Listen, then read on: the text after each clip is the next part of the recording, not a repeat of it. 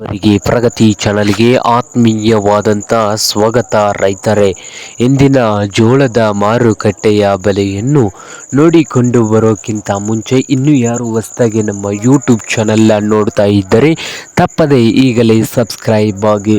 ಇಂದು ಜೋಳ ಯಾವ ಮಾರುಕಟ್ಟೆಯಲ್ಲಿ ಒಂದು ಕ್ವಿಂಟಲ್ಗೆ ಎಷ್ಟು ಬೆಲೆಯನ್ನು ಹೊಂದಿದೆ ಅಂತ ನೋಡ್ಕೊಂಡು ಬರೋಕ್ಕಿಂತ ಮುಂಚೆ ಹೊಸದಾಗಿ ನೋಡ್ತಾ ಇದ್ದರೆ ಸಬ್ಸ್ಕ್ರೈಬ್ ಆಗಿ.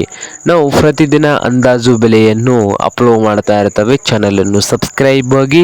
ಹಾಗೆ ಜೋಳದ ರೇಟ್ ನೋಡೋದಾದರೆ ಇಂದು ಅಂದಾಜು ಬೆಲೆ ಒಂದು ಕ್ವಿಂಟಲ್ ಜೋಳದ ಬೆಲೆ ನೋಡೋದಾದರೆ ವಿಜಯಪುರದಲ್ಲಿ 3,400ದಿಂದ 3,800 3,400ದಿಂದ 3,800 ರೂಪಾಯಿವರೆಗೆ ವಿಜಯಪುರದಲ್ಲಿ ಒಂದು ಕ್ವಿಂಟಲ್ ಜೋಳದ ಬೆಲೆಯನ್ನು ಹೊಂದಿದೆ.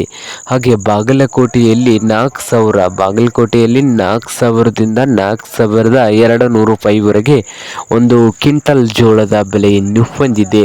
ಹಾಗೆ ಇನ್ನೊಂದು ಮಾರುಕಟ್ಟೆ ಆದಂಥ ರಾಯಚೂರದಲ್ಲಿ ನೋಡೋದಾದರೆ 3,000ದಿಂದ 3,600, 3,000ದಿಂದ 3,600 ರಾಯಚೂರು ಮಾರುಕಟ್ಟೆಯಲ್ಲಿ ಒಂದು ಕ್ವಿಂಟಲ್ ಜೋಳದ ಬೆಲೆಯನ್ನು ಹೊಂದಿದೆ.